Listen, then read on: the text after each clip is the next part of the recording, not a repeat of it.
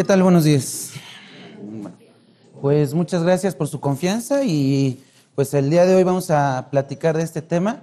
Hombre, Fidel, bienvenido, muchas gracias. Y bueno, pues el tema de hoy en cuanto a reglamento, creo que es un tema similar a lo que tendríamos para efecto de resolución miscelánea, porque de repente pues sabemos efectivamente que pues el reglamento, dentro de los principios que regula el reglamento, pues este reglamento no puede sobrepasar ni puede establecer disposiciones en materia de ley. Es el principio general de derecho al que denominamos como principio de supremacía de ley. Este principio en general, bueno, pues efectivamente nos prohíbe, o prohíbe en este caso al Ejecutivo, que ejerce esta facultad ahí en el 89 constitucional, de estar plasmando a través de estos reglamentos, pues reglas en cuanto al cumplimiento de obligaciones. Pero ojo, así como lo tenemos en materia de resolución miscelánea, hoy día lo tenemos también para efecto de el reglamento. Existen tesis, señores, y también dentro de los principios generales de derecho, que para este efecto los reglamentos, en cuanto a que respeten la limitación en las que están regulados dichos reglamentos, son obligatorios. Es decir, el reglamento nos debe de decir cómo estar cumpliendo con las leyes.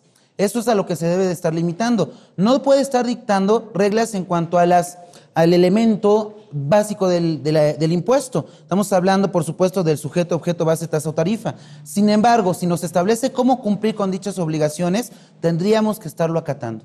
Entonces, es importante tenerlo presente porque en algún momento lo vamos a tener que estar consultando. Hoy día, tú sabes que derivado de la reforma que tenemos en Código Fiscal de la Federación, hubo cambios importantes.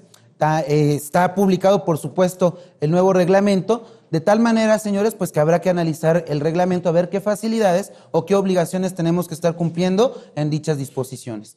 Este tema considero que es importante en cuestiones prácticas para cumplir. Te decía, ciertamente no se puede invadir la esfera del elemento impositivo, pero sí hay que estar respetando el reglamento. Entonces, pues habrá que hacer un análisis de dicho reglamento derivado de dicha reforma. Pues bien, dentro de estos antecedentes, ya comentábamos, dentro de las diferentes... por favor, de la manera más atenta. El día de hoy nos están haciendo favor de grabarnos.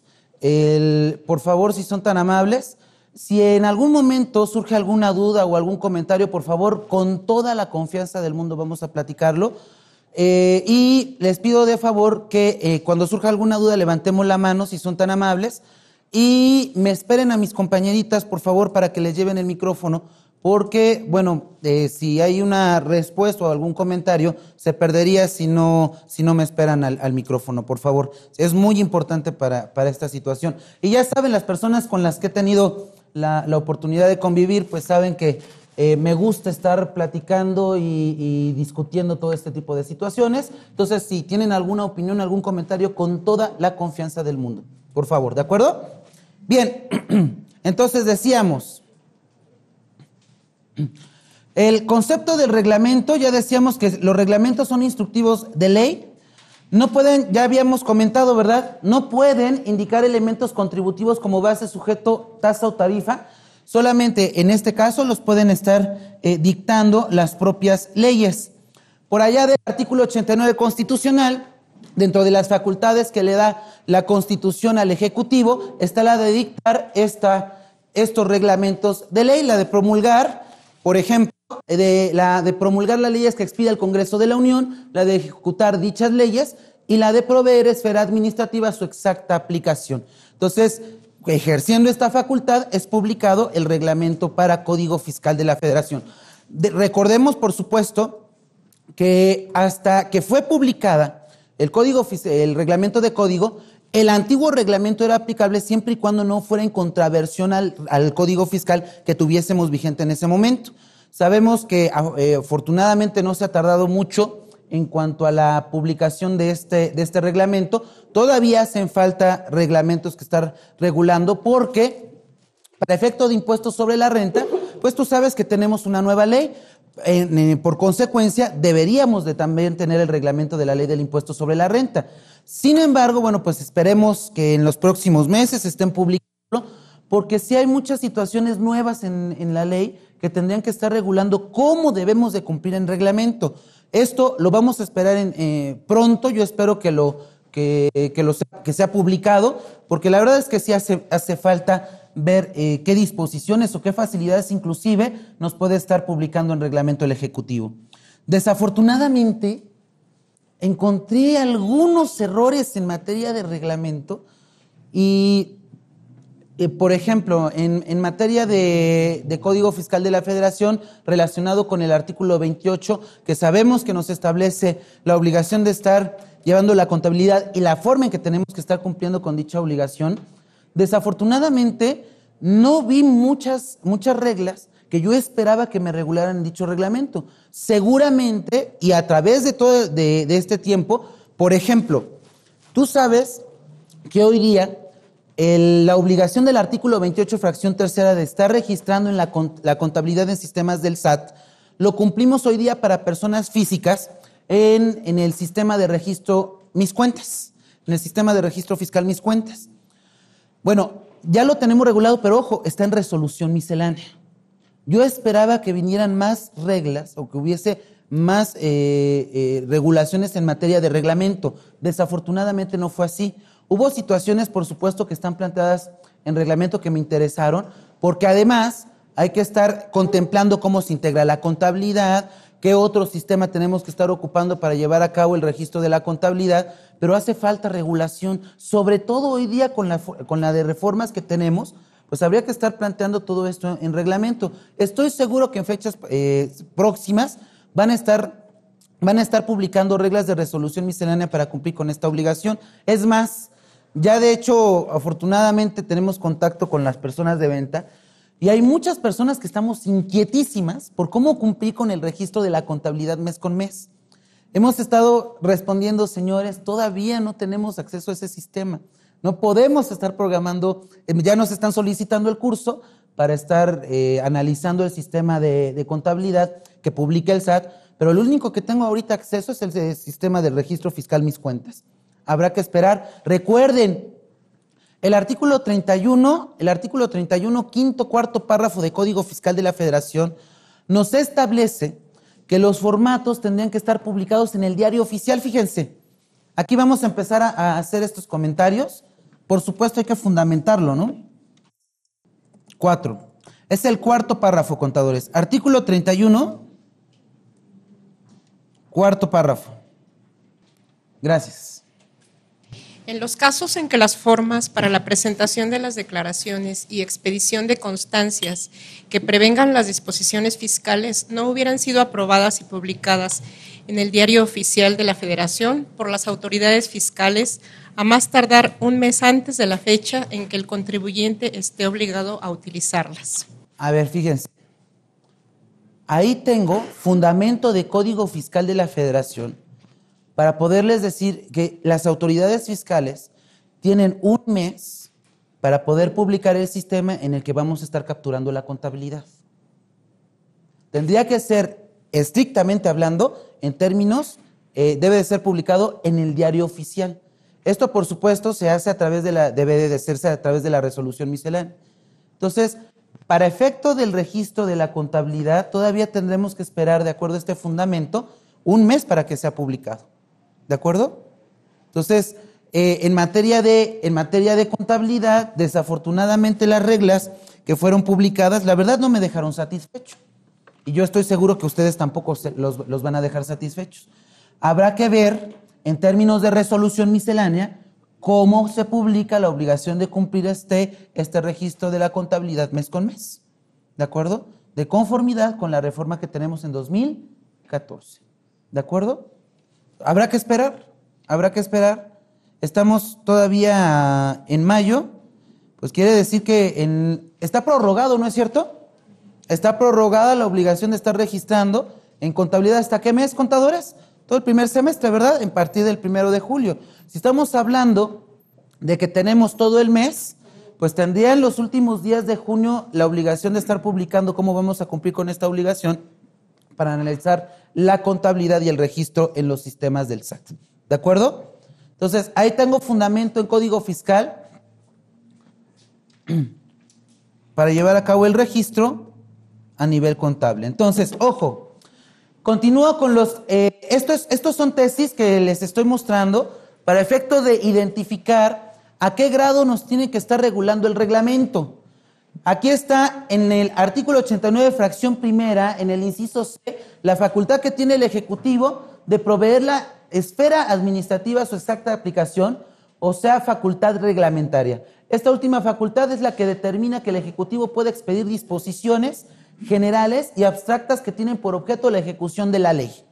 Ahí tenemos esta tesis para efecto de cumplir con dicha obligación. Ojo, y para el reglamento, estas dos características las comparte con la ley, que deben de ser generales y tienen que ser abstractas. Veamos en qué consisten esas características. Solamente para plantear una generalidad en esta materia. Dentro de las características de la ley, las que comparte con el reglamento es general. ¿Esta característica en qué consiste? ¿En qué se identifica?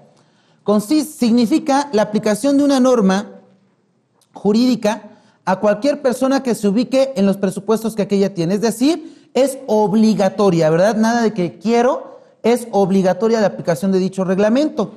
Es abstracta porque se refiere a que las leyes se aplicarán a todos los casos que se adecúen con exactitud y a la hipótesis prevista en el texto correspondiente.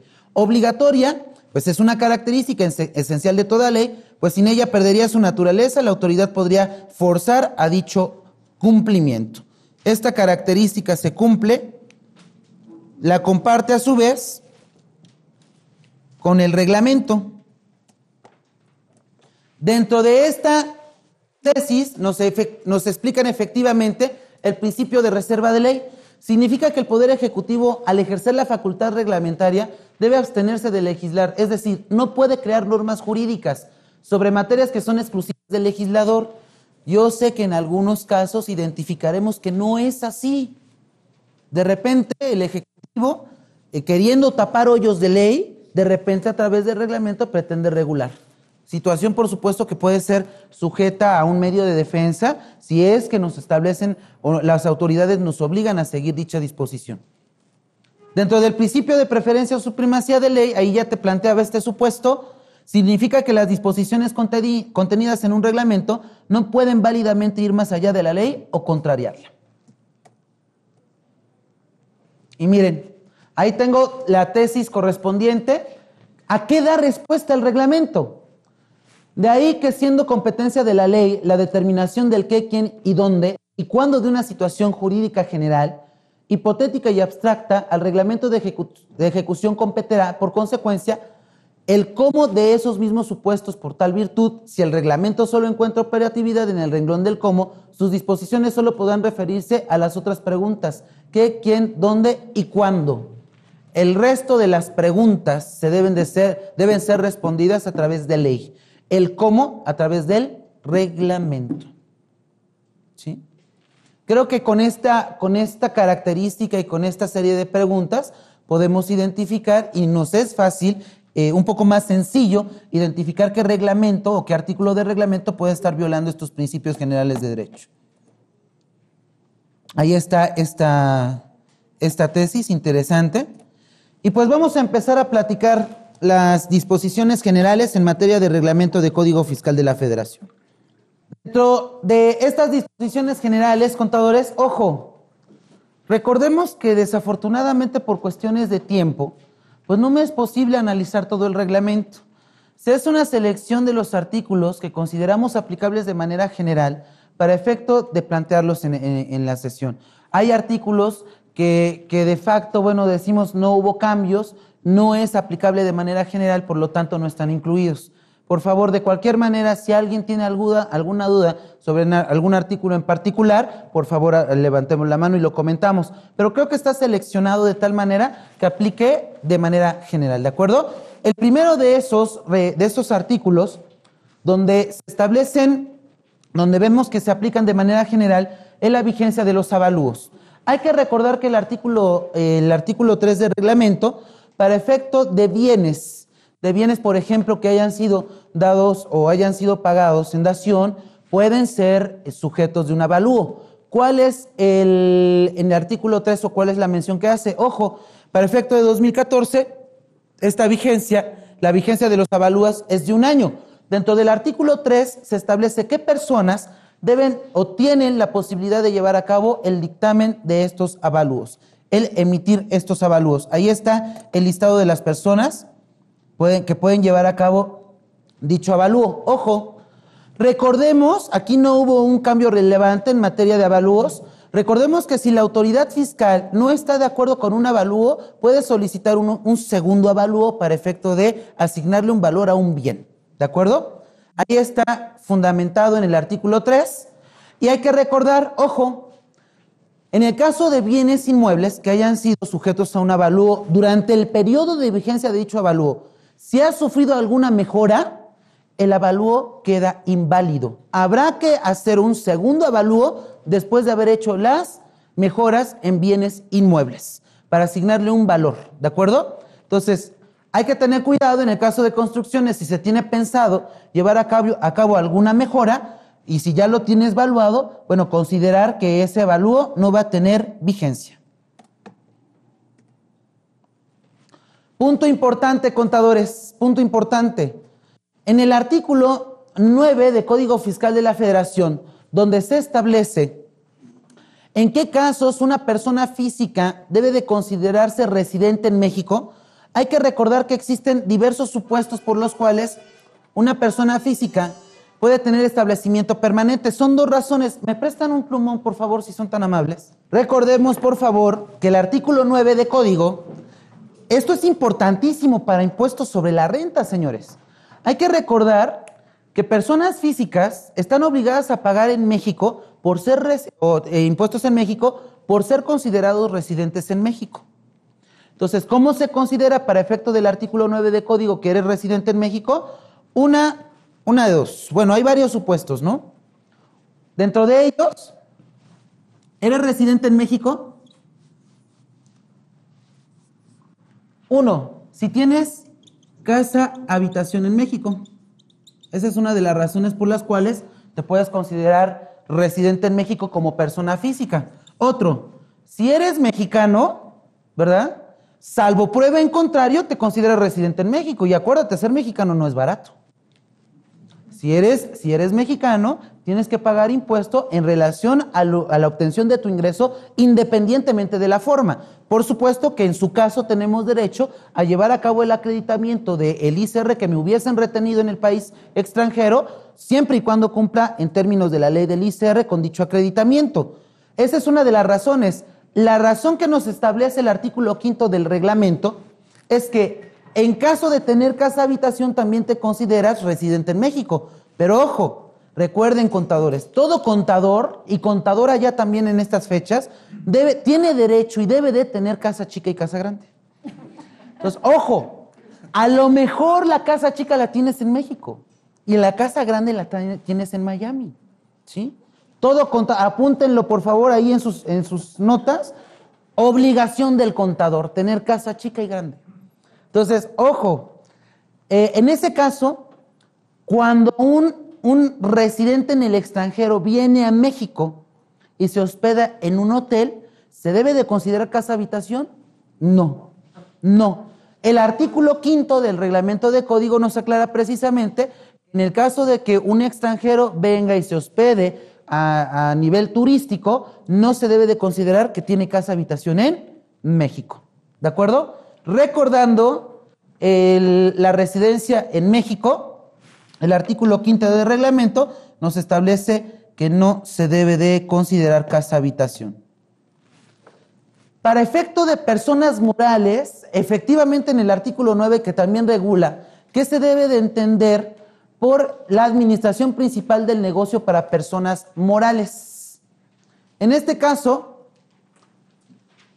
no es fácil definir cómo se debe o qué se debe de entender que en México se tiene la administración principal del negocio. A ver, señores, por ejemplo, ¿cuántas veces te ha pasado? Ya hoy día con la tecnología, el contador, recuerden también otra nota importante para los contadores, recuerden que el contador tiene derecho por lo menos, mínimo, a 3 o 4 a 3 o 4 temporadas vacacionales al año, de 2 semanas cada una. Apúntenlo.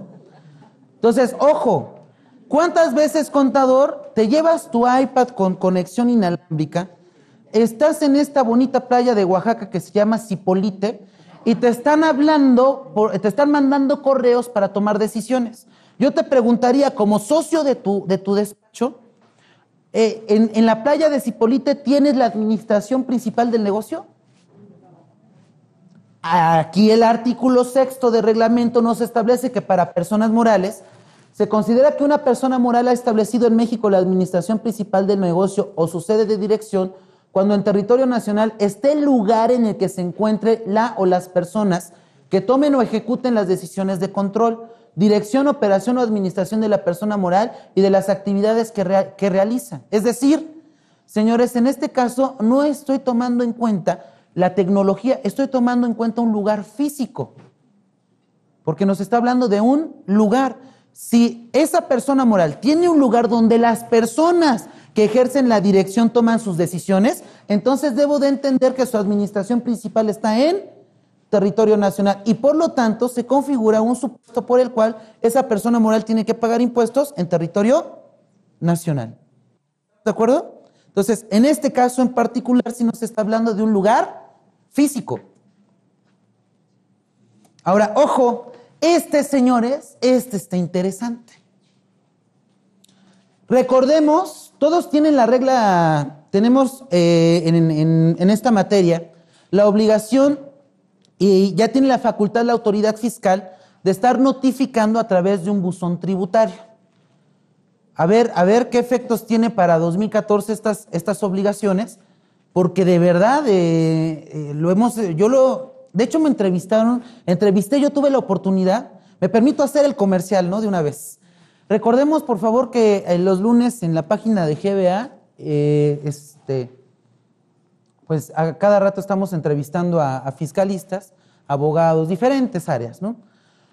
A principios del año, cuando vimos este tipo de reformas, entrevisté a un abogado preguntándole, oye, ya para 2014 se establece que las autoridades tienen la facultad de estarnos notificando a través de este buzón tributario. Y ojo, hay que recordar que el Código Fiscal de la Federación nos está hablando que nos van a enviar un aviso electrónico. Ojo, en la reforma, en Código Fiscal de la Federación todavía no nos hablan de correos electrónicos, nos están hablando de un aviso electrónico.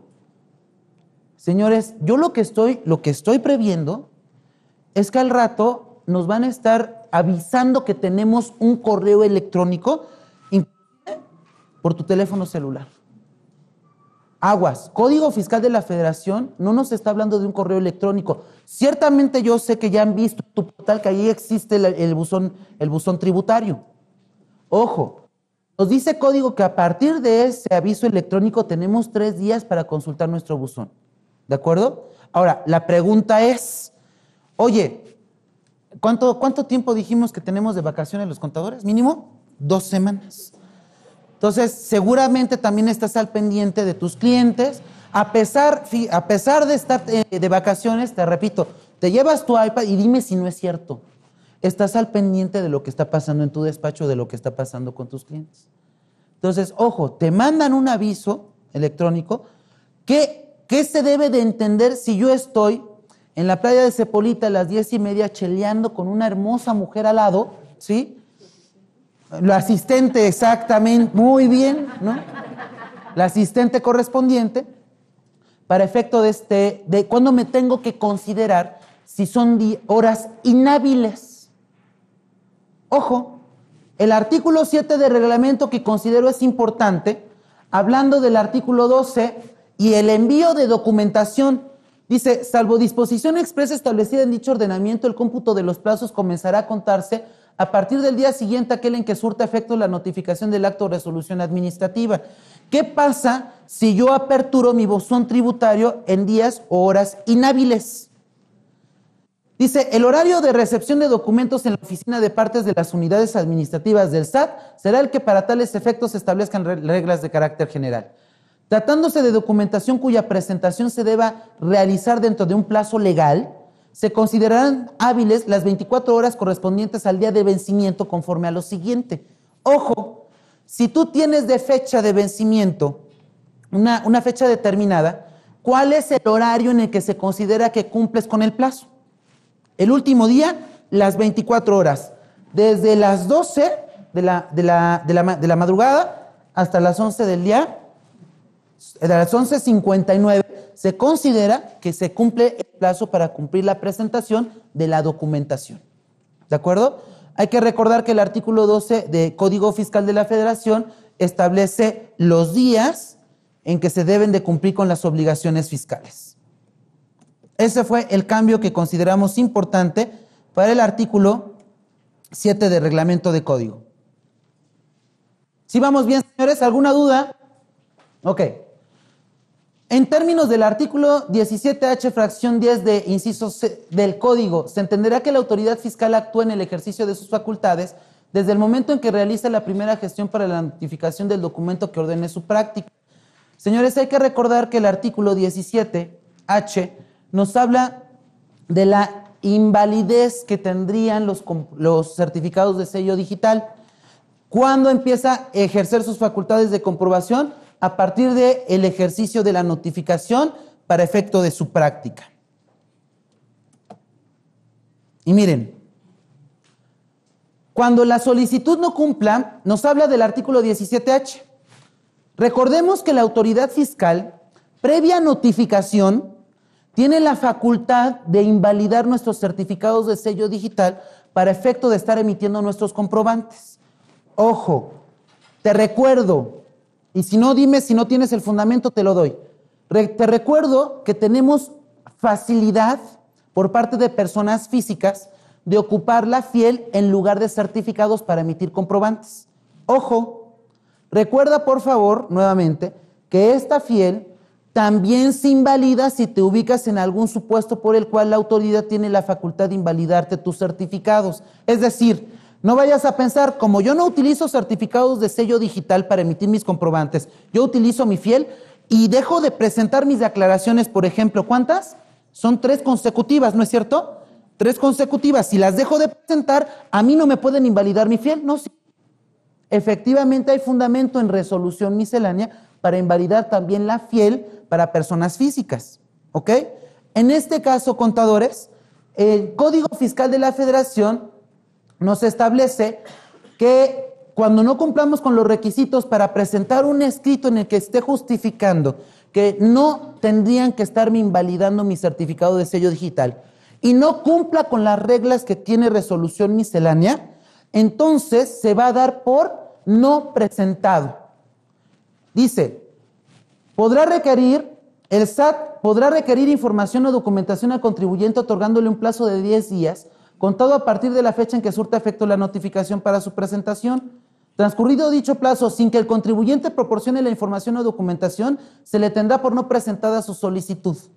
Es decir, me invalidan, presento mi escrito justificando que sí estoy en el supuesto de que no me invaliden mis certificados, no presento pruebas, entonces sí te van a invalidar tu certificado de sello digital, incluyendo la FIEL. ¿De acuerdo?